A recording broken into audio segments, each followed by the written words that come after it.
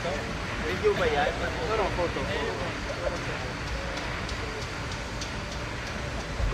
Hey, Jane, can you count if the goalkeeper is exactly in the middle? Otherwise you have to do it over.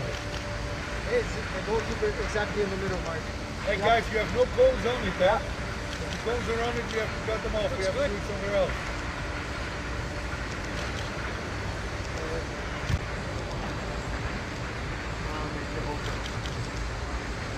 Yep. Hey, no cones on it? No balls. Okay. You have to cut this one. Momento, un momento. Don't have all the rubbish on it.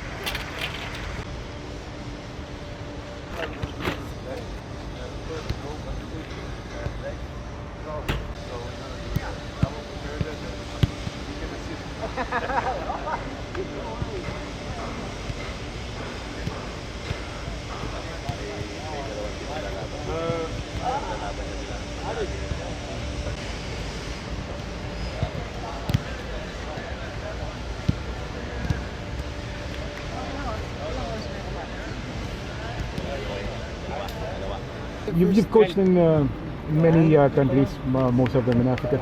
What makes this situation here in the Philippines unique for you? I told already in the press conference that I was following Philippine football for almost 10 years or more than 10 years. I saw the development. I saw 2019 actually was something unique, and I think 2018 semi-final last time of the, I think at that time still Suzuki Cup or maybe already Mitsubishi Cup. But I saw the potential growing in the league, but also a lot of players with double nationality. So there's more and more choice of players. And when I spoke for the first time with this current federation, that I think it was in December something, then I was immediately impressed about their ambition. And I'm a coach. I had still a contract till August 2026. But I was looking for a new task, an ambitious task to write history somewhere. And I really believe that with this federation, with their ideas, with their intentions, plus what quality there is in the local league, in Asian leagues, in the United States and in Europe, together with my staff, that we can build something and achieve our goal to go to the Asian Cup in 2027. And on the long term, going to the World Cup. Naturally, we would like to stay as much as possible in the running for the World Cup 2026. It's sad that we had already played 2 home games against Indonesia and Vietnam, where we got only 1 point. But everything is still possible. We are only out when we are 100% out. And for me, this task, I was really looking for a task what is pushing me to new limits in a new environment. And I'm very happy now after 1 week being here and what I will see. We have had the chance to check out the local ABS players here for the past few days now. So what are your thoughts about doing this camp in particular? I'm very happy. I'm very happy. When I started, naturally, I heard that okay, the foreign-based had always priority, and I understand that when you're a professional in Europe or in Southeast Asia in a bigger league. Also, I would not lie. The majority of my players will be professionals in the bigger leagues. But on the other side, you have to prepare these boys for the moment the chance will be there. And I can guarantee you that from this group, 4 to 5 people will be in Iraq with us, traveling with us. And so maybe we'll get some game time because we have to prepare them for the future. There's talent, there are quality players. I was a little bit worried when people said we're going to invite university players, but I have to be honest, university players have similar level as the Premier League players and the guys who played in the past abroad. So there's so much quality. I saw the last days, I think 4 or 5 university matches, and I saw Taguig, Manila Diggers and Kaya playing friendly games. So I try to get used to the league, and I'm positive, impressed with the quality of players we have here. And we want to repeat this more, these camps, so that the players get confidence, so that they get to know me. And when we go to Mitsubishi Cup, where probably the majority of the players will be from here or in the region, are much better prepared. I don't want to throw them in the deep end when I need them. I want to prepare them for the moment they are there. And I'm very happy about their cooperation, their motivation, their discipline, but also their skills. It shows that the academies, the coaches, youth coaches, university coaches and club coaches did a great job, and I'm very happy to work with these guys. Most of these guys you're working on our Asian club level, so how does that benefit the coaching staff? Yeah, I think naturally, how more experience you have, how easier or how better it is if you played in Japan against a big opponent, or in South Korea in a big stadium with 30 or 40,000 people. You are better prepared to play in Iraq for 65,000 people. That's clear. But if you never got the chance to do it, it will be useless to say I don't select you because you don't get the chance. I can tell you that in Iraq there will be 1 or 2 players who never were in the national team. They will be part of that selection because I want them to experience that full stadium with 65,000 people, so that when they maybe have to play Thailand or Indonesia in the past, or in the future, sorry, that they are well prepared. So for me, experience is important, but you have to give also boys experience to grow. And we have no Ronaldos and Messis. We have all quality players who can achieve something as a goal. And sometimes it doesn't matter where you play, how much you earn, how much experience you have, but how much you want it. And that's also very important. Coach, this is your first. Is this the same template or plan that you used when you were forming your first teams when you started coaching the different federations? It depends from federation to federation. I mean, in Gambia I started also with a local-based camp, but on the end I had 150 players playing in Europe. But almost every player, local-based player, I selected. He had 1 cap and got sold to Europe. That was the way it was working. So it depends from country to country. You can't compare countries with each other because many countries don't have the same infrastructure. I think we are blessed with very good pitches, with a lot of quality pitches, and we have a lot of talent. And I worked in countries where the youth development was not always that good. We also the size of the country. If you look to Gambia, we had 2 million people in Gambia. Here we have about 56 times more or something like that. So the choice is bigger. I use naturally my experience and I use my know-how, but on the other side I have to learn and adapt every time to a new situation. I work close with my technical team, with Coach Norman, with Freddy Gonzalez, and we discuss every day what we're going to do. We re-evaluate ourselves and we try to improve every day to the current situation of here, and we don't want to copy what we did in the past. Coach, what were your key reminders or messages to the players today that in their future games? Yeah, today we had a little bit different setup, less tactical, because we knew the fans would be coming, and if we had a tactical session it would be maybe a little bit more boring, and some players would have to sit out, and that's not nice. The last days we worked on 2 principles. It's first of all not conceding goals. If you go to Iraq and you know that Indonesia scored 5 goals, then it's quite important that you're well prepared tactically and in a way of playing. So we introduced the basic steps of how not to concede goals, how our formation could be. But on the other side, not conceding goals is one, but you want to win and you need to score a goal to win. So we also worked this week on the transition. What do we do when we have the ball? What are the running lines and what are the passes and the actions to do? And that we implemented the last days step by step. And I was really very impressed how fast guys picked it up. And I can't say the guys who played national team were much better. For me, all the boys, even university boys, impressed me, and really they improve a lot. Tomorrow we have the last training session that will be more tactically, an 11 against 11, and for sure we want to repeat this because there's so much talent. And you saw Theo scored yesterday 2 goals, but after the first goal I already said to Mikkel and to Vince, I want that guy tomorrow on training, and that's the way I want to work. I will go this weekend to Belgium. On Saturday I will be at the game of Schalke against Paderborn because I want to meet Obermeier. The week after I will drive by car to Denmark to meet Rasmussen to be sure that he's on board. Then I will come to Dubai. Then I will watch in April league matches, any level, everywhere. Doesn't matter if it's Premier League, school football or anything, to find talent. And then I will travel all the time up and down to find talent in Europe, convince them, but also work here hard for every player who could be spotted. And I always say some players could be good for one coach, and I like maybe a different player. And every player who has a Philippine passport must be knowing that he can be selected. It doesn't matter which experience he has, which age. We prefer naturally young players. We would like to focus on the group from 16 to 26, 27, and there will be sure in the selection against Iraq a few older players. We need players like Neil Etheridge and some other players, but we have to build also on the long term, and that switch we want to make and find always new talent for it. You specifically said Libarnes, specifically were impressed by him. Past couple of games, he was named as the MVP last night and the Golden Boot. Your thoughts about him having him called up for today's activity? You mean Theo? Theo, yes. Yeah, I saw him only one time yesterday and today also. Naturally, today was my focus not only on him, but he has good speed.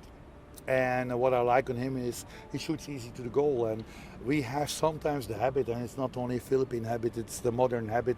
Players like to touch the ball. They have a chance to shoot, but they want to dribble, they want to touch the ball more, and then the chance is gone.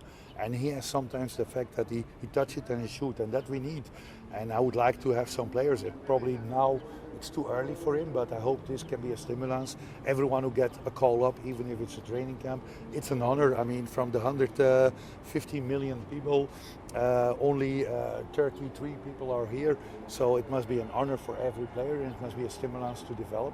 And we will keep on supporting them, helping them to grow. But I have to say that the club coaches, the university coaches, academic coaches do already a brilliant job. I went around, I saw academies on youth level from 4 or 5 year old, and I'm very impressed with everyone in football. Everyone does a great job here. Coach, just a rejoinder to my first question. What are the unique challenges how do you plan to address them? Yeah, the biggest is naturally our travel times, and that if you look to Iraq, the majority will play in Iraq and some in Europe, but the distance Iraq-Europe is not that big. If you look to Vietnam and Indonesia, the majority of the players play in the local league. If you look to us, we have players everywhere in the world, so bring them together in a short period of time. If we have on Thursday a game in Iraq, players can some can fly Sunday, some can fly on Monday only, so some will arrive only on Tuesday. So a very limited time. That will be a challenge, but that's the reason we have a top medical team, a lot of scientists who will prepare the players so that we don't overload players. We don't want that players get injured. We want to deliver them healthy back to their clubs everywhere in the world. And it will be important that we keep it very simple tactical-wise. The club coach had weeks to prepare his team, and I will have 1 or 2 training sessions to get them ready. So we have to work in a very basic note, but I'm used to that. It's my 11th national team job. Only the time difference is a little bit different now in traveling and so on. But I'm surrounded by a brilliant medical team and technical team, and I'm sure we will be ready for every task. How difficult is it going to be against Iraq, given their super high ranking? And Yeah. what kind of football do you need to play? And I think that will be for sure the most difficult match. Iraq is a powerhouse in Asian football.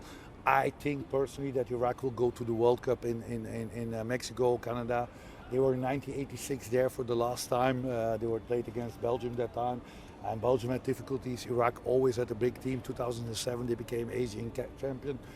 2 years ago, or a year ago, they won the Gulf Cup, which is a fantastic performance for them. Iraq is a football nation.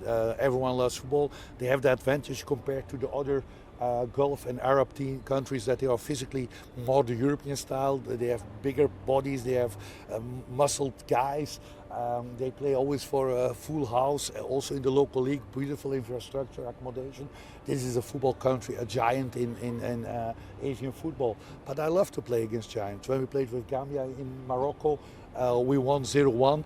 When we played against Algeria, we played 1-1. We beat Tunisia. So a game is not lost before you played it. And we will need motivated guys who are ready to play disciplined, who will face a difficult task, but try to. I think if we could play a draw in Iraq, would be fantastic. And after that, we will see what we can do here. I would be happy I would prefer to win both, but then I'm dreaming too much and then I wake up. But I would prefer that if we could 2 draws against them, everything is in our own hands to beat Vietnam and Indonesia in the last games to even qualify in this stage. If we could win one, for example, the home match, yeah, that would be amazing. But let's not dream too much. Let's work. We have no preparation in friendlies, so let's go for a good 0-0, and I will be very happy with that.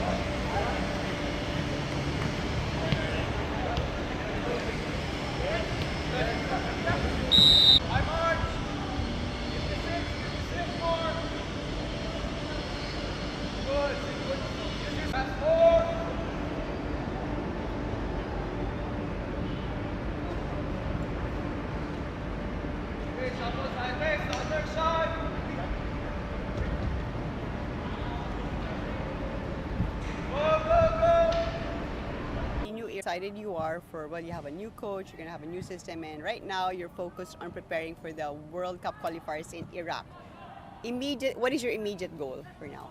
Yeah, so the last 3 months, I've been really hard at work, with the substance of the team, preparing the coaching staff, preparing all the backroom staff, communicating with players, trying to put together the best possible team we can to compete against Iraq in the upcoming 2 games in March. So right now we're just in the thick of all the preparation, and so we're doing this local-based player camp. Which is this? Yeah. Okay. So we can, Coach Tom wanted to do it because he wanted to see all the local-based players, and so before this we did like an extensive scouting search for all the best players that we felt could be part of the national team and future national squads as well. Yeah. So for the team that's going to compete against Iraq, are you going to have some from this pool, or is it going to be mostly the veterans, foreign-based ones? No, we're definitely going to have some from this pool. Of course, the camp ends tomorrow. So after the camp, we're probably going to sit down and discuss, who will fit in, what positions.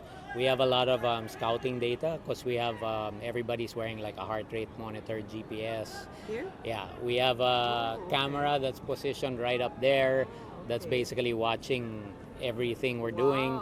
So we're putting in a lot of science as well into it. It's not just like based on an eye test, So a lot actually goes into modern football now, which is very different from my time, but so there's a lot of analytics and science involved in also picking the players. So we have a lot of talent overseas, Correct, like Filipinos have grown up or learned their football abroad. So how do you determine the composition of the team? Is it like who's available, or is it going to be the coach, I guess, to fill in the right positions?